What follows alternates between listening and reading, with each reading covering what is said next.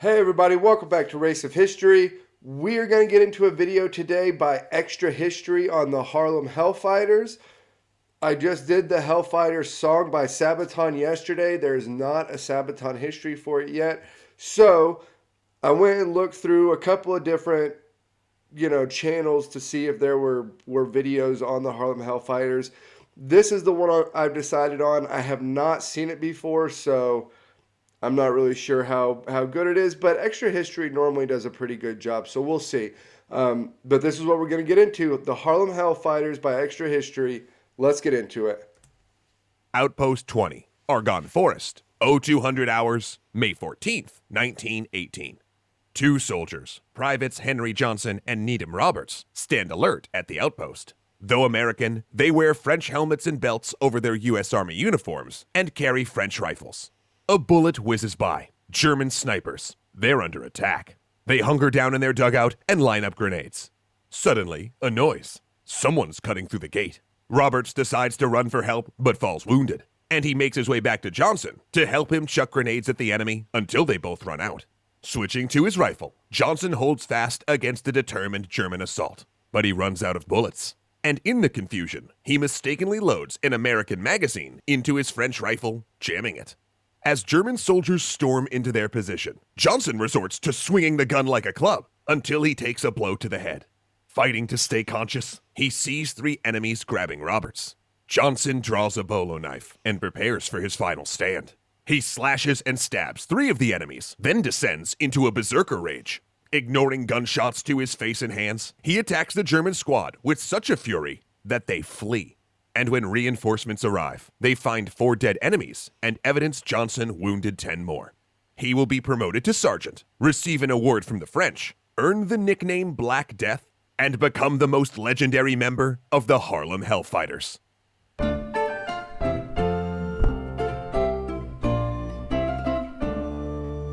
As we continue to educate ourselves on Black history in America, we urge you to join us in supporting highly important charities, such as this week's organization, Black Veterans for Social Justice, which service vets, their family members, and their communities. Learn more and donate via the link below. 3 years into World War I, the United States joined the conflict after Germany sank a number of her merchant ships. And despite their poor treatment under Reconstruction and Jim Crow, many of the nation's African-American men eagerly enlisted.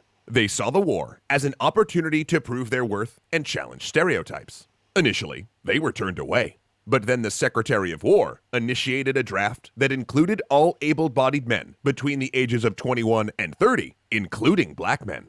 But even before the draft, members of the African-American community, including veterans of the Spanish-American War, had actively lobbied state governments to form African-American National Guard units. Though white politicians had no interest in supporting the notion until the governor of New York approved the idea and appointed white veteran Colonel William Hayward to organize the recruitment.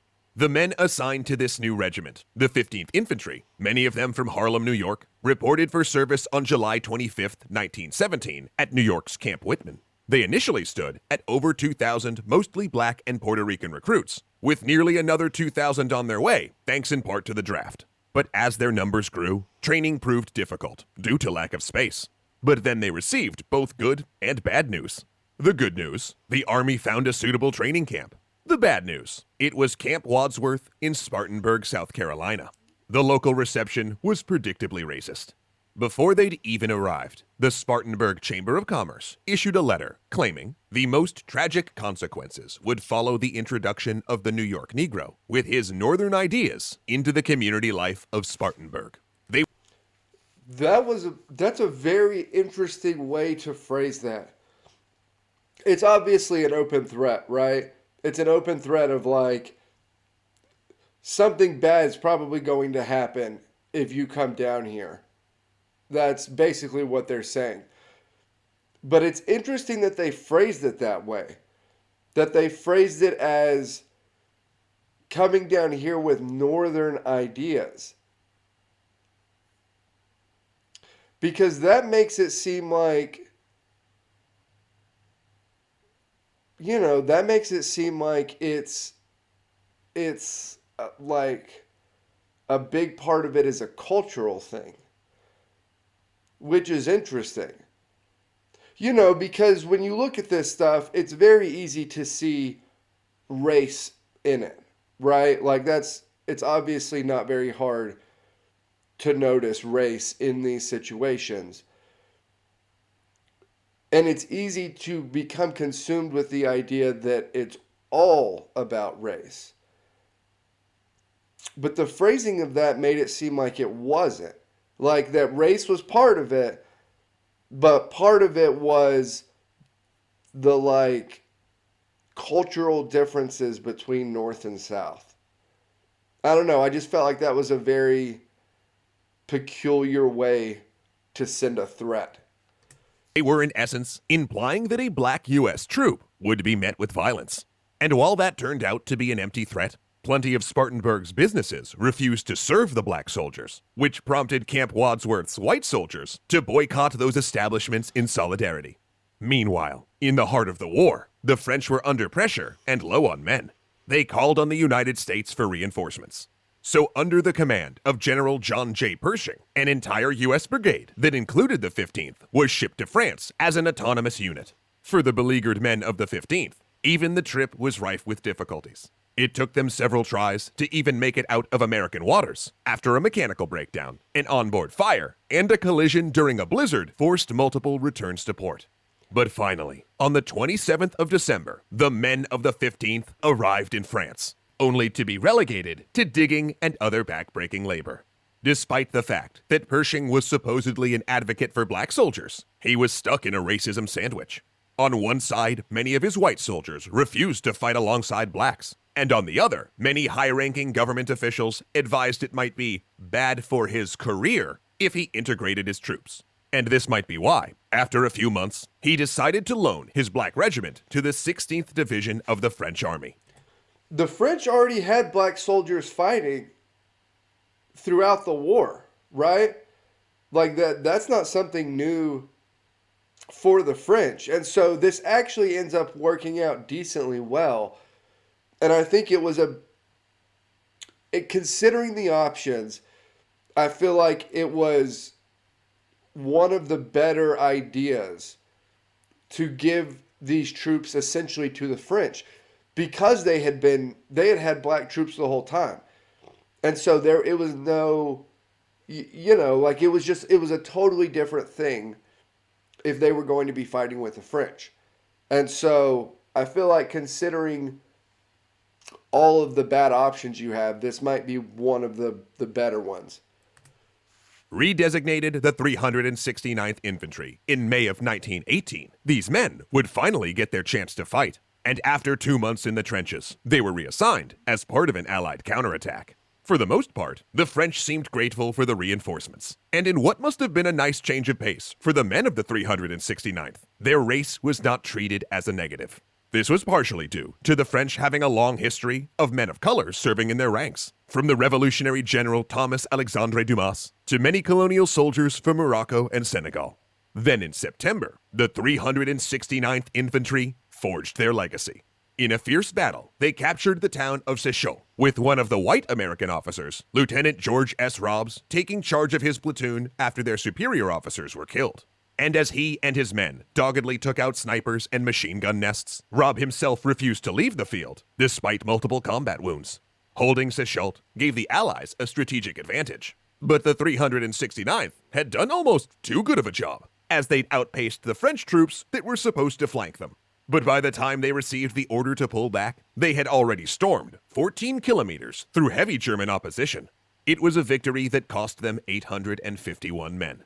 The U.S. awarded Lieutenant Robb the Medal of Honor for his actions, while the black men who fought at Robb's side would receive no such official commendations. But they had earned a host of unofficial titles. From the Black Rattlers, due to their rattlesnake insignia, to their French nickname the Men of Bronze, and also the moniker that frightened Germans had started calling them, Hellfighters. And that one stuck. The Harlem Hellfighters. Even with the late start, the Hellfighters spent 191 days in combat, more than any other U.S. regiment. And though they suffered casualties, they never lost a foot of ground, and none were ever captured alive. Some 40 of them, when they weren't. Yeah, that's actually pretty incredible, right? I mean, everybody takes enormous casualties in World War One. That's really the thing that it's impossible to overlook when studying the war, is just how incredibly high the casualties are. But to not lose any ground and to not have any prisoners taken, I feel like fighting that long on the front, that's kind of crazy. You know, because while it's hard to take large amounts of land one way or the other in the war, there are attacks and counterattacks and back and forth movement decently consistently depending on where you are on the line. I don't know, that seems kind of crazy to me. Fighting even served as morale boosters by being part of the regiment's Hellfighters band. Led by the legendary composer James Reese Europe, the band is said to have played for the wounded as well as military and civilian audiences, and it's also credited to have introduced jazz to the French and British. Ironically, not only did a man named Europe forever change music in Europe, he also paved the way to international acclaim for the likes of Duke Ellington and Louis Armstrong. While the US government withheld medals from these brave men, the French did the opposite. After Sechelt, French command awarded 171 Hellfighters the Croix de Guerre for their actions, and a Harlem Hellfighters monument stands in Sechelt to this day. Not to mention the same award had already been bestowed on Henry Johnson and Needham Roberts for their brave stand in the Argonne Forest 5 months prior. But sadly, those honors meant little when the Hellfighters returned to the US. In February of 1919, Yeah, this is what I talked about yesterday whenever I did the song. The biggest, I guess, tragedy of this whole thing is not the wartime stuff. I mean, the war was hell for everybody, right? And especially World War One. It's such a devastating and Armageddon like conflict that it's just brutal on the people that participated in it. For the most part, you have some people that did really, really well in that scenario, but for the most part, soldiers really struggled with it. But that wasn't specific to race or country or anything. The biggest kind of tragedy of the whole thing was that after fighting and they had kind of gotten involved with and entangled with the French, and the French in a lot of cases treated them differently than the Americans did. Once the war was over, they came back to the US and were again kind of relegated back to the role that they were in pre-war. Even after fighting, even after doing really well fighting, and especially after being involved with the French and being treated differently, to then immediately come back and like be put back and relegated back into this former role. I don't know, that just seems exceptionally brutal to me. they returned to New York, only to find that they wouldn't be allowed to march in the victory parade with the white troops. Thankfully, Colonel Hayward was able to arrange a separate parade that started on Fifth Avenue and ended in the heart of Harlem. There, thousands of well-wishers and families greeted the Hellfighters with cheers as the Hellfighters band led the way. Henry Johnson also enjoyed some notoriety, but once the war was over, the Army cut him loose. The fact was, most veterans from segregated regiments never received their promised benefits or even any medals. And despite 21 combat injuries, Johnson did not receive the Purple Heart. And he never fully recovered from the physical and mental damage he'd sustained defending Outpost 20. His marriage in tatters, and physically unable to hold down a job, he died penniless in 1929 at the age of 36. He was buried in Arlington.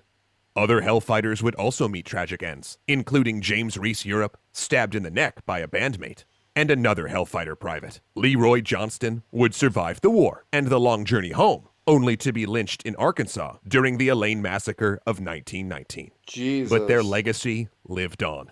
The Harlem Hellfighters paved the way for later African Americans in the U.S. Army, from the Tuskegee Airmen to... Yes, that's actually the big part of this whole story is the Harlem Hellfighters held a certain kind of level of respect amongst the black community whenever they got back. And they held a certain amount of respect within the military ranks, even though officially they would get no accommodations or things like that. The role that they played and the noise that some of them, that very specific ones, made when they got back to the U.S. changed the role for black soldiers going forward, right? And so that's the big part of their legacy, is kind of what it helped pave the way for. Benjamin O. Davis, who was commanding the 369th Hellfighters in 1940 when he became America's first black brigadier general. In 2015, President Obama posthumously awarded Johnson the Medal of Honor. Prior, President Bill Clinton awarded Johnson his long overdue Purple Heart in 1996. But these modern honors hardly compensate for the treatment these brave men received after serving honorably. As we rekindle conversations about how America can live up to its promises, we must never forget the sacrifices of men like those in the Harlem Hellfighters, and remember that all who answer the call to serve their country deserve a hero's welcome when they finally come home. Until next time, everyone. Yeah, you have this same sort of issue in the U.S. after the Vietnam War. It's not specific to race at that point, but you have this,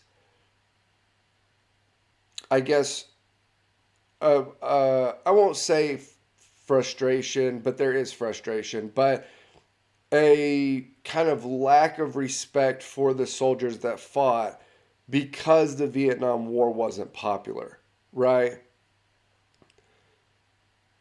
That's kind of a hard pill to swallow looking back, because it's one of those things of like, regardless of race or regardless of anything, regardless of the war, the soldiers are doing what they feel like they need to do, what they're being told to do. And so the idea that you enlist with like these ideals of protecting the nation, and regardless of what, country that is, and then you do something, or you get told to do something that's unpopular, or fight in a war that's unpopular, and then that then like